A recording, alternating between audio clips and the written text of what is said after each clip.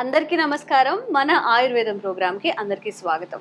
వంటింటి చిట్కాలకు care of address అయిన మధుసూదన్ శర్మ గారు ఈరోజు మనతో ఉన్నారు. నిద్రలేమి సమస్యలతో బాధపడే వాళ్ళకి ఈరోజు ఒక మంచి చిట్కా చెప్తాను అంటున్నారు. అంటే పడుకోగానే ఒక డీప్ స్లీప్ని ఎక్స్పీరియన్స్ చేసేలాగా. కొన్నిసార్లు హెల్త్ ఇష్యూస్ ఉన్నప్పుడు నిద్ర పట్టకపోవచ్చు, స్ట్రెస్ ఉన్నప్పుడు, మార్నింగ్ అంతా లైటింగ్లో ఉన్నప్పుడు, ఫోన్ ఎక్కువసేపు చూస్తున్నప్పుడు కూడా మనకి నైట్ పడుకోగానే నిద్ర పట్టదు. చాలామంది 2 వరకు 3 వరకు నిద్ర పట్టట్లేదండి. 4 o'clock 5కి నిద్ర పడుతుంది, మళ్ళీ లేచి ఆఫీస్కి వెళ్ళాలని చెప్తుంటారు. సో ఈరోజు చిన్న చిన్న చిట్కాలు. సో ఇంగ్రీడియంట్స్ చూద్దాము.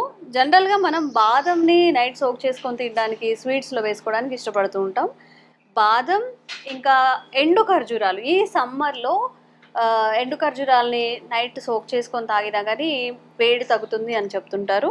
ఖర్జూరం, గుమ్మడి విత్తనాలు. మనం కూర గుమ్మడి అంటాం కదా, దిష్టి గుమ్మడికాయ ఒకటి కడతాము. మనకి కూర గుమ్మడి లేకపోతే దిష్టి తీసుకోవడానికి కూడా గృహప్రవేశాలప్పుడు చాలా రౌండ్గా ఉంటుంది, అందులో నుంచి తీసిన గుమ్మడి విత్తనాలు. అండ్ అలాగే గసగసాలు. చిన్నప్పుడు గసగసాలు లేకుండా చేపల కూర కానీ, చికెన్, మటన్, ఏదైనా నాన్ వెజ్లు అసలు అవేవే కాదు. ఇప్పుడైతే అసలు కంప్లీట్గా అవాయిడ్ చేశారు. సో ఈ 4 ఇంగ్రీడియంట్స్, ఇంకొక సీక్రెట్ ఇంగ్రీడియంట్తో ఈరోజు ఒక మంచి చిట్కా అయితే తెలియజేస్తారు. ఏంటో తెలుసుకుందాం. నమస్తే సార్. నమస్తే. ఎలా ఉన్నారు సార్? బాగున్నాను సార్.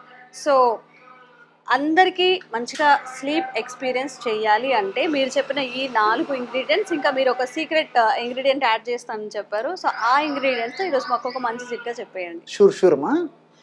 సో కంటి నిండా నిద్రపోతే ఒంటి నిండా ఆరోగ్యం అని చెప్పేసి పెద్దలు చెప్తారు.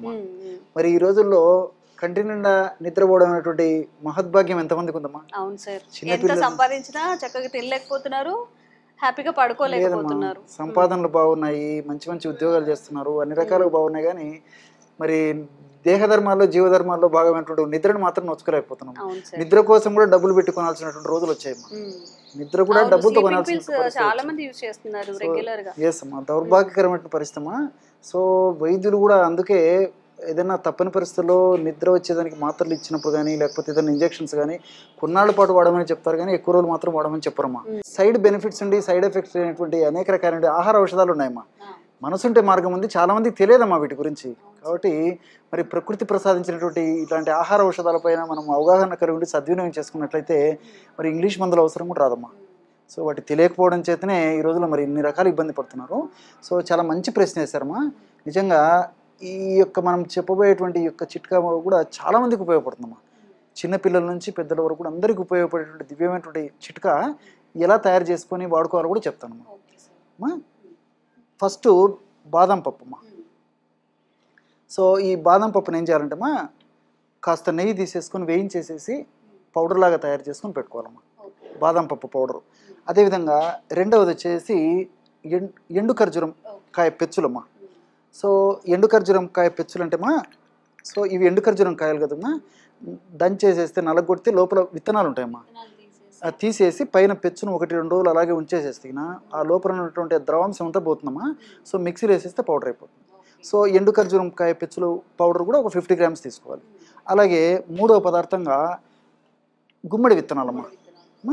సో ఈ గుమ్మడి విత్తనాలని కాస్త వేయించేసేసి పౌడర్ చేస్తే సరిపోతుందమ్మా. నెయ్యితో వేయించాల్సిన అవసరం లేదు.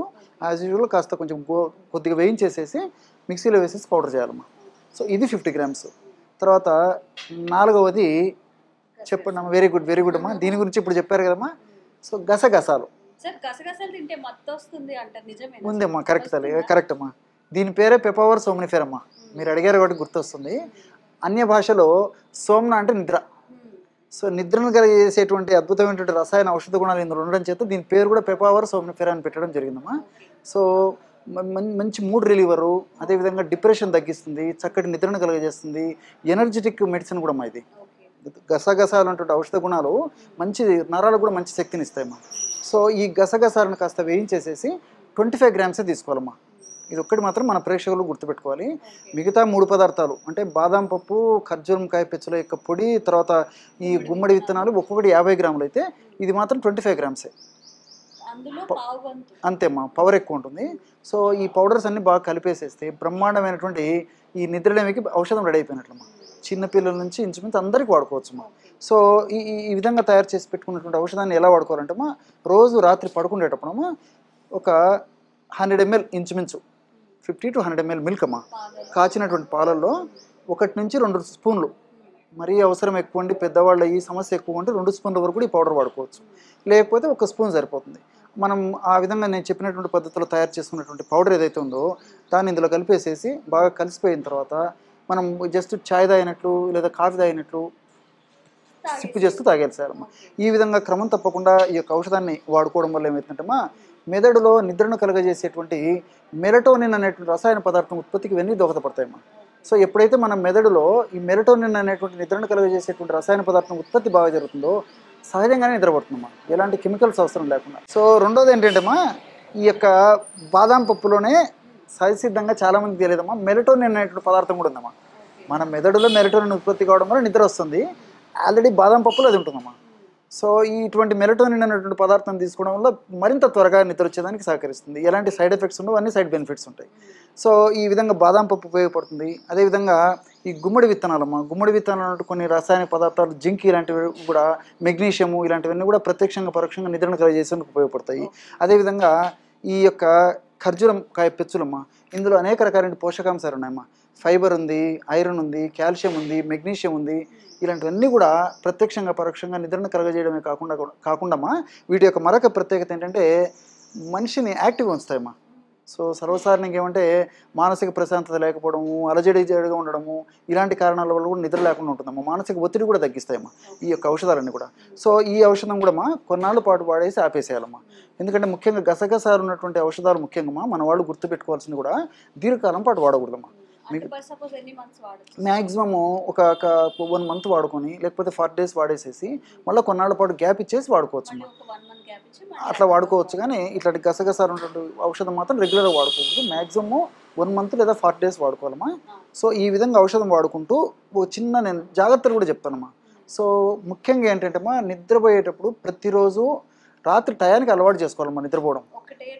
ఎగ్జాక్ట్లీ అమ్మా. మనం ఏ విధంగా అయితే ఉదయం పూట అవసరం ఉన్నప్పుడు అలారం పెట్టుకొని లేస్తామో, అలారం మోగుతూనే ఆ విధంగా రాత్రి వీలైతే అలారం పెట్టుకొని పడుకోవాలమ్మా ఎన్ని పనులు ఉన్నా. తర్వాత ఒకటే ప్లేస్లో పడుకోవడం అలవాటు చేసుకోవాలమ్మా. ప్లేస్ మార్చడం వల్ల కూడా దాని ప్రభావం మన దేహం మీద పడుతుంది. సో ఎక్కువ సౌండ్ ఉండకూడదు, ఎక్కువ లైట్ ఉండకూడదు అమ్మా. సో ఇలాంటి డిస్టర్బెన్స్ ఉన్నట్టు ఉండాలి. అండ్ 1 more thing, రాత్రిపూట కూడా ఈ యొక్క డిన్నరు అర్లీగా చేసేయాలమ్మా. వీలైనంత వరకు ఈజీగా డైజెస్ట్ అయ్యే ఫుడ్, సహజసిద్ధమైనటువంటి ఫుడ్, అదేవిధంగా న్యాచురల్ ఫుడ్, అదేవిధంగా dry nuts, dry fruits, vegetables వీటితో తయారు చేసిన ఫుడ్, లైట్ ఫుడ్ అర్లీగా తీసుకొని నిద్రపోవాలమ్మా.